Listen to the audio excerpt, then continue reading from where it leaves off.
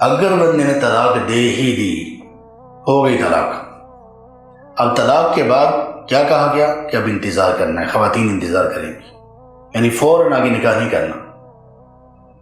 اور یہ جو انتظار کرنا ہے اس کو عدت کہتے ہیں۔ اسلام میں خواتین کی جن کو طلاق دی جاتی ہے ان کی مختلف حالتوں میں عدت کو مقرر کر دیا، اور یہاں پر یہ ہے کہ جس کو طلاق دی گئی وہ 3 قر تک،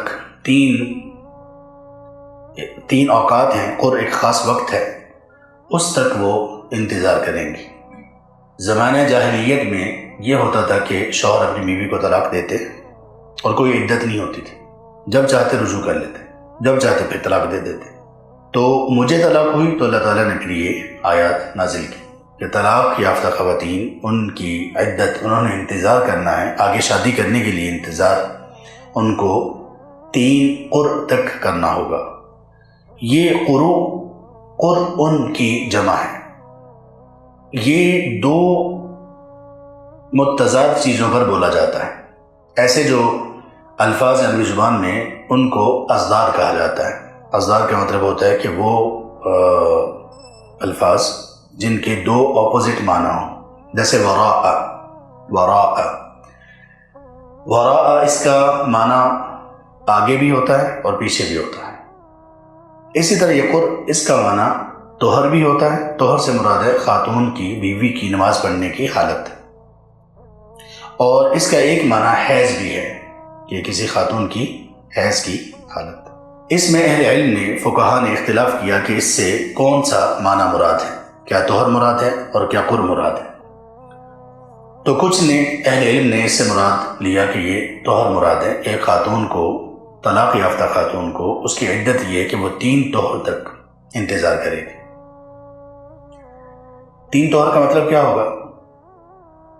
مطلب یہ ہوگا کہ جب اسے طلاق دی گئی، اور ظاہر وہ بھی طہر میں ہی دی جائے گی، تو اس کے بعد جو حیض اسے آئے گا، اس حیض سے جب پاک ہوگی تو یہ پہلا طہر ہے، پھر حیض آئے گا، پھر پاک ہوگی، دوسرا طہر ہے، پھر حیض آئے گا، پھر پاک ہوگی، نمازیں شروع کرے گی، یہ تیسرا طہر ہے۔ جب یہ ختم ہوگا تو عدت ختم ہوگی۔ کچھ نہیں یہ کہا، اور کچھ نے یہ بھی کہ جیسے ہی اسے طلاق ہوئی اور وہ طہر کی حالت میں تھی تو یہ عدت شروع ہو گئی۔ اب یہ پہلا طہر ہے، حیض کے بعد دوسرا طہر، اور دوسرے حیض کے بعد تیسرا طہر۔ لیکن یہ کم کہنے والے اور کمزور بات ہے۔ جو اس موقف کے حاملین ہیں زیادہ تر کا یہ ہے کہ وہ تیسرے حیض کے بعد، طلاق دینے سے تیسرے حیض کے بعد جو طہر ہوگا وہ جب ختم ہوگا تو تب، تو یہ جو ہے کہ قر سے مراد طہر ہے، اس میں بھی کچھ صحابہ سے بھی یہ مروی ہے، اور تابعین، تبع تابعین، اور امام مالک، امام شافعی، امام احمد رحمہ اللہ سے بھی یہی مروی ہے۔ تینوں ائمہ قر کو کیا لیتے ہیں؟ طہر۔ جبکہ دیگر کچھ ائمہ وہ قر سے مراد لیتے ہیں کہ حیض ہے، اور ان میں کون ہے؟ صحابہ کے علاوہ ان میں تابعین میں امام اکرمہ، امام مجاہد، امام قتادہ، اور یہی قول ہے امام ابو حنیفہ رحمہ اللہ کا، اہل الرائے کا، اور فقہائے حنابلہ میں سے بہت بڑی تعداد کا یہی قول ہے کہ اس قر سے مراد حیض ہے۔ اب ایک دونوں میں اختلاف ہے، اور یہ وہ اختلاف ہے جو دلیل کی بنیاد پر ہے۔ دونوں طرف دلائل ہیں، اور دلچسپ دلائل ہیں، کئی دلائل، لیکن اس میں راجح بات کون سی معلوم ہوتی ہے؟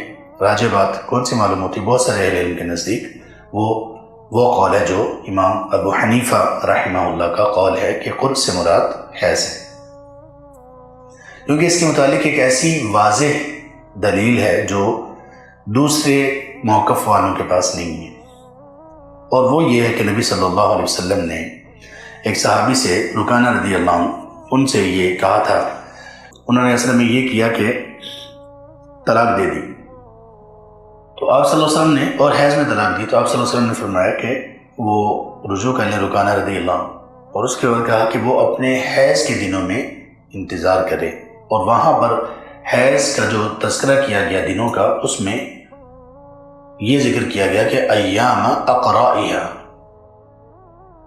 تو قر کے لفظ کے ساتھ اس کو بیان کیا گیا. تو گویا نبی صلی اللہ علیہ وسلم نے اس کے لیے قر کا لفظ استعمال کیا، یعنی حیض کے لیے. تو اسے یہ زیادہ مضبوط دلیل معلوم ہوتی. خاتون کو جب طلاق ہوئی تو طلاق کے بعد جو پہلا حیض آئے گا وہ، اس کے بعد دوسرا، اس کے بعد جب تیسرا حیض آئے گا اور جب وہ ختم ہو جائے گا اور وہ غسل کر لیں گی تو تب عدت ختم ہو جائے گی.